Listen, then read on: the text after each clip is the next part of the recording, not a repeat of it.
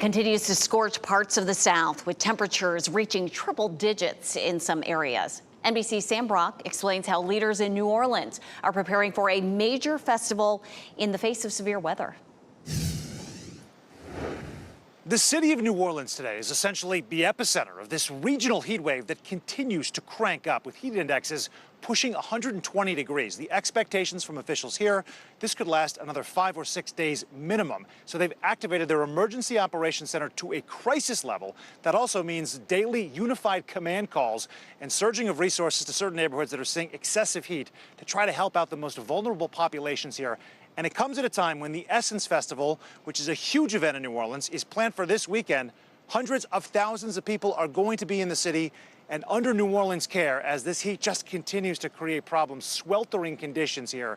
We also know that there's been a new development this morning where a precautionary boil water advisory was issued for a couple of communities in New Orleans, Gentilly and New Orleans East, after the pressure in a water main dropped, meaning the residents there now have to deal with heat concerns and water concerns on top of that. Moving one state over in Texas, ERCOT yesterday recorded unofficially the largest daily record they have ever seen for the month of June. And again, Texas has been going through a similar heat wave for weeks now.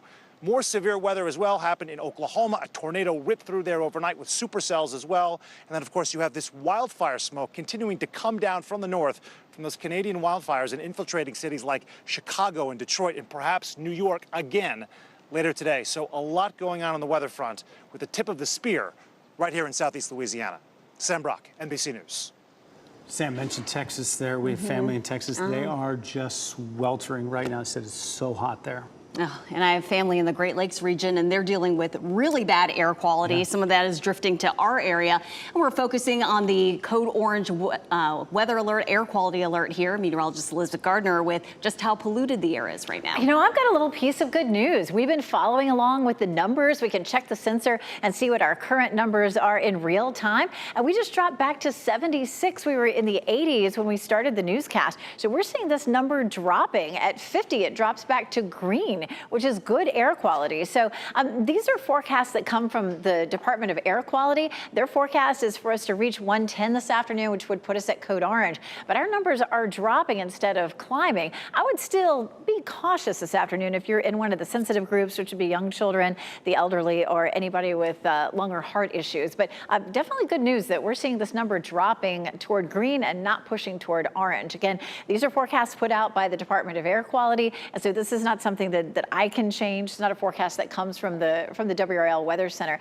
Their forecast for tomorrow is also code orange, but for Friday it's code yellow. So that would be potentially an improvement. But we'll watch and see. Definitely want to tune into our evening newscast. Mike Mays is already here in the building. He'll let you know what the forecast ends up being if they decide to change it.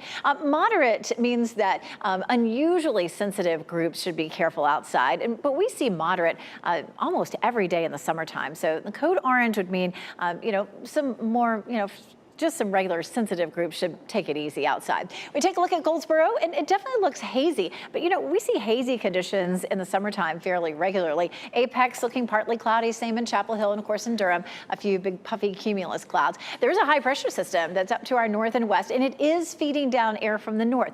High-pressure systems rotate clockwise, so we are seeing more of a northerly flow, especially in the mid-levels of the atmosphere. That's likely to change as we get into Thursday and Friday. This high will continue to slide eastward, and that will help to reverse our wind to southerly. Now that's going to bring in a lot of heat and humidity and bump up our chance for thunderstorms over the weekend, but it'll stop that flow from the north from coming our way, so it will end any smoke that continues to try to move into our direction. So on Friday, we have the potential for some scattered storms, about a 40% chance, 30 Saturday, 40 Sunday, 30 Monday. Really what you want to take from these numbers is we're moving into a really summer pattern. We talked about the fact that we'll see triple-digit heat indices for most likely Friday, Saturday, Sunday, and Monday. We'll likely have just scattered afternoon and evening storms that pop up, but their chances of being severe or slim. Fortunately, for 4th of July, that chance drops back to 20%. It'll be a hot day at 93, and then, of course, at fireworks time around 9 o'clock, 80 degrees, but again, a fairly small chance for thunderstorms.